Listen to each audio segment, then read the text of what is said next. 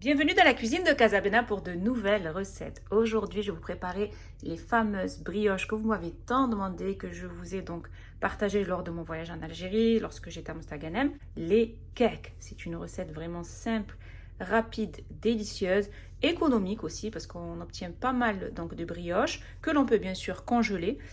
Et c'est une recette algérienne que je vous conseille de faire au plus vite.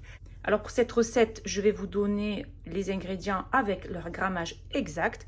Alors, il nous faudra l'équivalent de 375 g de lait tiède, 375 g d'eau tiède, 250 g d'huile de tournesol, 250 g de sucre en poudre, 100 g d'eau de fleur d'oranger, 3 œufs de taille moyenne, l'équivalent de 20 g de levure chimique.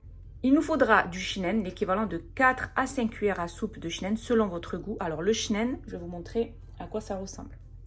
C'est cette petite graine qu'on appelle le mélilo, que l'on mixe pour obtenir donc de la poudre. Et c'est vraiment ce qui donne ce bon goût à cette brioche. Donc ça s'appelle du mélilo. Là, donc j'ai 4 à 5 cuillères à soupe de mélilo en poudre, 2 grosses cuillères à soupe de levure boulangère instantanée, une demi-cuillère à café de sel, le zeste d'une orange et d'un citron. Donc vous pouvez voir là, c'est un mélange de citron et d'orange. Vous pouvez bien sûr mettre que l'orange ou que le citron ou les deux. Une grosse cuillère à soupe d'anis vert en poudre qui se trouve là et 2 grosses cuillères à soupe d'anis en graines. Donc vous pouvez mettre un petit peu en graines et en poudre ou mettre que en poudre ou mettre que en graines. C'est selon votre goût et selon votre choix. Donc moi je vais utiliser de la graine, 2 cuillères à soupe d'anis et une cuillère à soupe d'anis en poudre et 2 cuillères à soupe de graines de sésame. Et il nous faudra bien sûr de la farine, donc je vous dirai combien j'ai mis de farine en tout à la fin de la recette. Et bien sûr, je vais utiliser de la farine type 45 pour réaliser mes brioches. Alors pour commencer cette recette, je vais déposer les 375 g d'eau tiède. Donc on prend un grand récipient, donc là c'est une gassa'a, on appelle ça en arabe une gassa'a, c'est un grand plat. Il faut avoir un grand saladier ou un grand plat pour pouvoir réaliser cette recette. Et j'y ajoute 375 g de lait tiède. Je dépose dans le lait tiède les 3 cuillères à soupe de levure boulangère instantanée. Et je mélange bien le tout.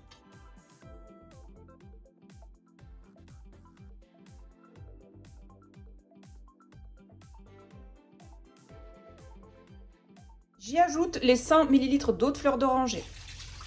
250 g de sucre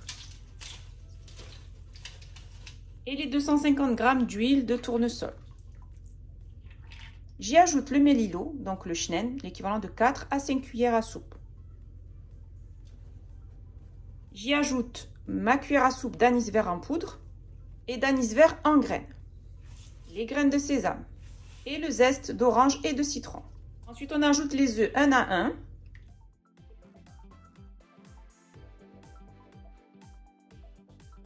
La petite pincée de sel. On mélange bien le tout.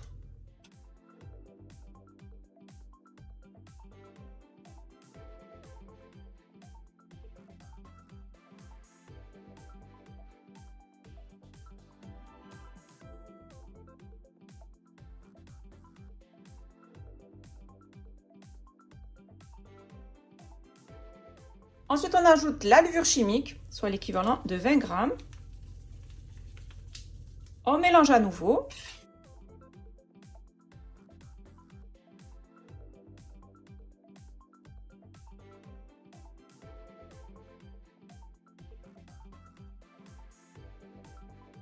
Donc, comme vous avez pu le voir lors de la recette, au début, j'ai mis de la levure boulangère instantanée. Et à la fin, j'ai mis de la levure chimique.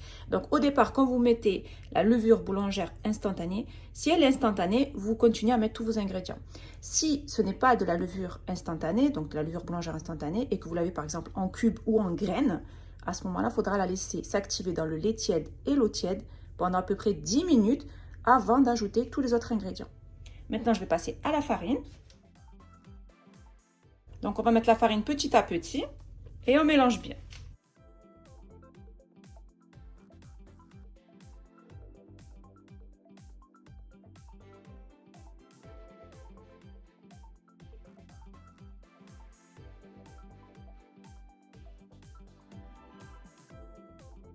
La farine petit à petit jusqu'à ce qu'on forme une boule de pâte.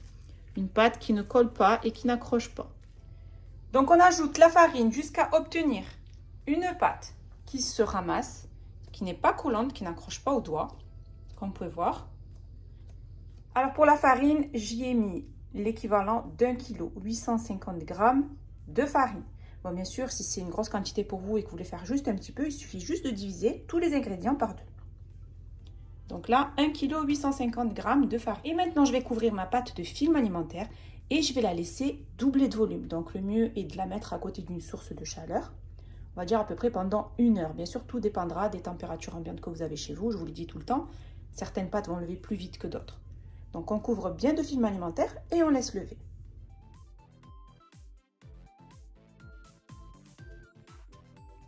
Après avoir laissé ma pâte bien doublée de volume, donc là je l'ai laissée à peu près 1 heure.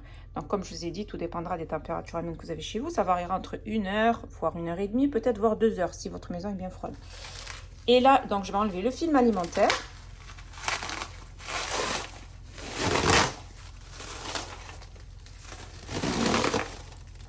Regardez, on a bien doublé de volume. Je vais dégazer la pâte. Je vais la retirer donc de mon plat.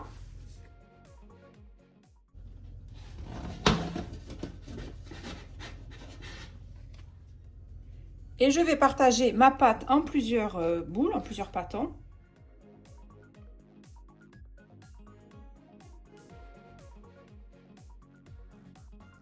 Donc je vais les bouler.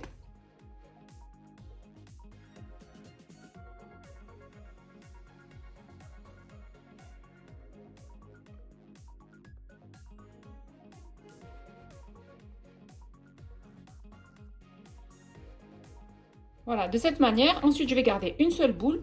Le reste, je vais les remettre dans mon plat et je vais les couvrir de film alimentaire pour pas qu'elles sèchent. De la pâte. Ensuite, je vais découper donc de la pâte. Je vais faire des petites boules que je vais peser. Donc il faut faire des boules de pâte de 100 g. Donc après les avoir pesées, je vais les bouler.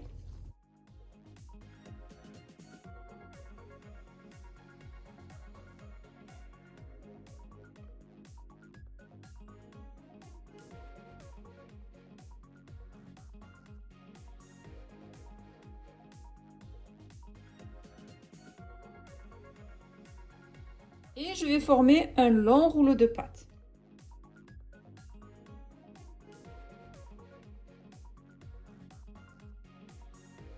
Donc on fait un long rouleau de pâte, donc 26 cm et de largeur à peu près 1 cm. Ensuite, on va prendre un ciseau et à l'aide de mon ciseau, je vais découper des entailles.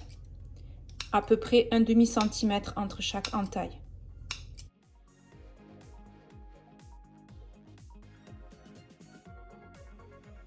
Ensuite, on va s'aider d'un verre. Donc, on prend un verre qu'on a à la maison.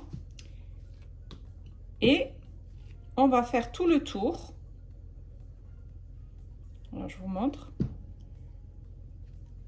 On fait tout le tour du verre et ensuite, on vient pincer à ce niveau-là. Soude les deux pâtes ensemble en appuyant bien fort. On vient retirer le verre.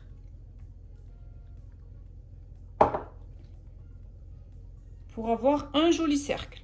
Et toujours, bien sûr, la même taille du cercle. Ensuite, on prend un plateau qui va au four. On y dépose une feuille de papier sulfurisé. Et on va y déposer donc notre cake. Donc, le verre va nous permettre d'avoir toujours le même cercle.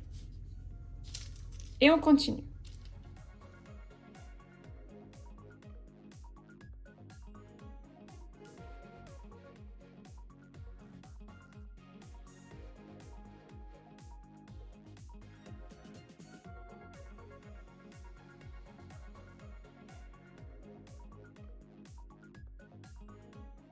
Après avoir façonné donc mon premier plateau de cake, je vais le couvrir donc d'un torchon propre et je vais le laisser lever à peu près encore pendant à peu près 30 minutes. Il faut qu'il double à nouveau de volume. Une fois que j'ai laissé mes cakes lever pour la deuxième fois, donc je les ai laissés 30 minutes, j'ai fait préchauffer mon four à 180 degrés.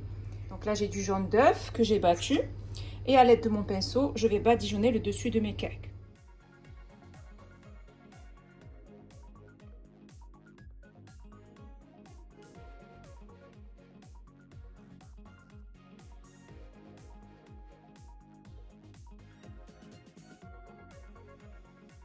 Après avoir bien badigeonné mes cakes de jaune d'œuf, je vais mettre maintenant des graines de sésame blanche.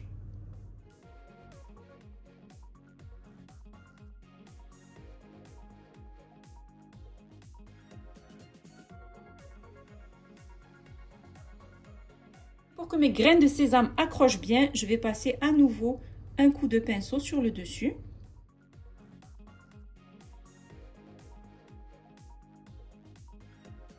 Et j'enfourne mes cakes dans un four préchauffé à 180 degrés pendant à peu près 30 minutes. Bien sûr, tout dépendra des fours. Il faut obtenir un cake qui soit bien gonflé, bien doré sur le dessus et bien cuit aussi en dessous. J'ai terminé de préparer mes cakes. Donc c'est une recette algérienne, ce sont de petites brioches. Donc là, j'ai fait une grosse quantité. Vous obtiendrez à peu près l'équivalent de 36 petits cakes. Vous pouvez bien sûr diviser les ingrédients par deux et j'ai aussi diminué le sucre. Vous pouvez bien sûr ajouter jusqu'à à peu près, on va dire, 50 g de plus de sucre si vous voulez qu'il soit un peu plus sucré. C'est une recette qui est facile et que je vous conseille de réaliser au plus vite.